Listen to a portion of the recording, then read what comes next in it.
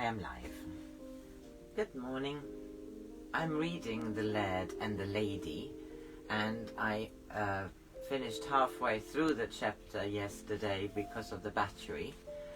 This is titled Embroidery, and this is a novel by Joan Marshall Grant. This was published in 1949, and it is a romance. Now, Marylda is the lady. She is a millionaires, but Rowan, her now husband, does not know she is a millionaires, but he has a castle in Scotland, and that's where they are, talking to the grandmother, and so on. Grandmother now is just having, grandmother being Georgina, is having a conversation with somebody else about Janet, who was his previous girlfriend, and now Marylda is his wife. So Marylda is quite respectable, isn't she? I suppose so, said Georgina grudgingly. Her father was a professor in some obscure town in the Middle West, wherever that may be. Chicago, I suppose. Mrs. Cardry's determination to say nothing which might increase Georgina's hostility began to waver. She doesn't look like a professor's daughter. They're wretchedly paid, and your Elsie has told me, Hannah, that she has wonderful clothes, all with Paris labels, and the best material, and silk stockings by the dozen. Rowan paid for most of them, I hope. At least he managed to spend over £600 in France. I did not inquire how he managed to convert it into francs.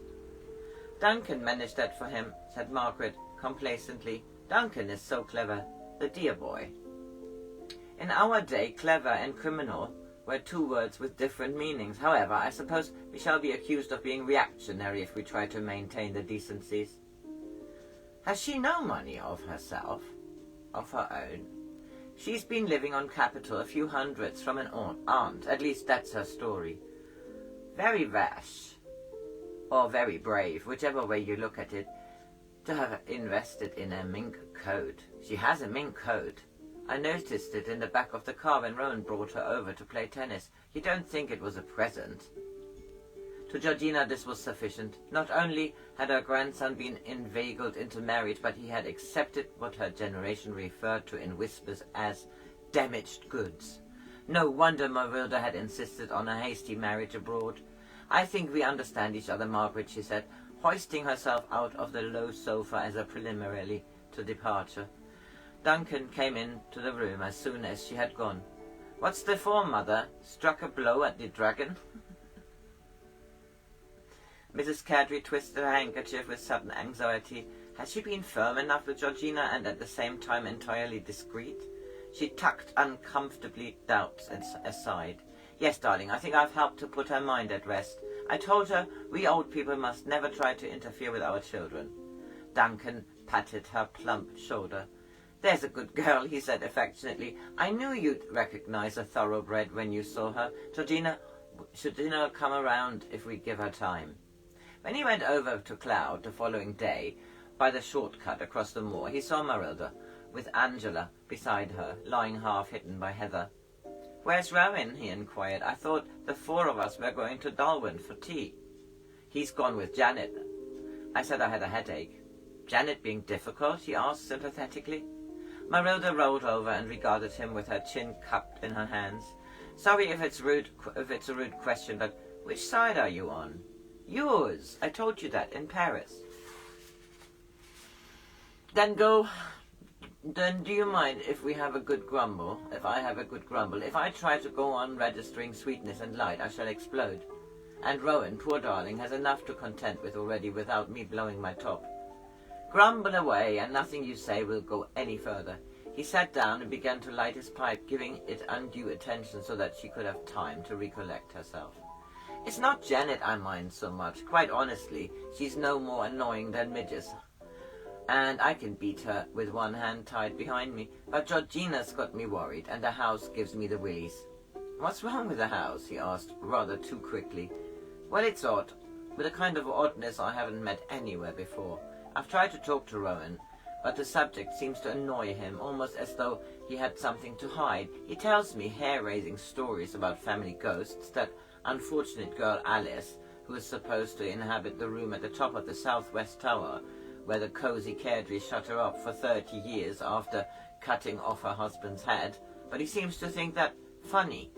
Yet, when I asked him why the room on the opposite corner, the one above ours, is closed with a seal across the keyhole in case anyone should try to pick the lock, he got cross and said it was none of my business and the room was shut off because the floor is unsafe. She sat up and looked at him intently. "Duncan, is there someone shut up in there?" "Of course there isn't." "Well, that's a relief. Now I can believe it's only rats running across the floor above me. We don't have rats in many American houses. Maybe that's why I didn't know that rats or owls sound like a man crying." She did not notice how much her remark disturbed him, for she was staring at the mountains with her eyes very wide open to hold back tears. "Try not to think about the sealed room," he said. "Actually, it's a sore point with Georgina. She thrashed Rowan and I when we were silly enough to be caught trying to prise off the seal with a hot knife." "Duncan, is Georgina crazy?" "Crazy? Good God, no. She's almost unbearably sane. Why did you ask?" "Well, last night she behaved like it. I had been poking around in the lumber rooms. In an old trunk I found a piece of half-finished embroidery, a chair seat in cross-point rolled up in a towel with hanks of wool to finish it. The trunk was covered with dust, so I knew no one could have opened it for years. Anyway, Rowan told me that everything in the house was mine as much as his, so I took it. I thought it would help if I had something to do while they have their interminable conversations about things I don't know about. To be honest, I thought the picture of me as the little woman stitching by the fire would appeal to Rowan and help to offset some of the dirty cracks I've had to take from Janet. But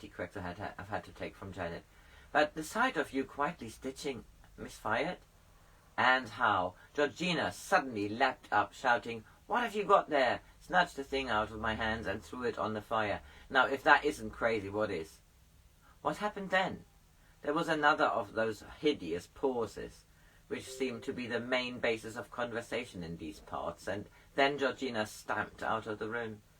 Had Marylda known, even at that moment, Georgina was for the 100th time blaming herself for this display of emotion. That it had caused the quarrel between herself and Rowan did not make her any more fond of his wife. Why had the sight of Marylda holding a piece of embroidery, which she had recognized as having been started by Emily, produced this ridiculous outburst? One must be fair. The girl had been perfectly civil and apologized for taking it without asking permission. Or had this humility been only another example of her cleverness? Georgina squared her shoulders and lit another cigarette. The girl could not be blamed, clever or not. It was her own fault for having overlooked this trivial relic of Emily, which must have been put away and forgotten long before she ran away from Cloud. Oh, that was the end. Okay, the girl could not be blamed, clever or not. It was her own fault for having overlooked this trivial relic of Emily, which must have been put away and forgotten long before she ran away from Cloud. So the next chapter is chapter 8, and it's entitled Town and Country. I hope you have a good Thursday.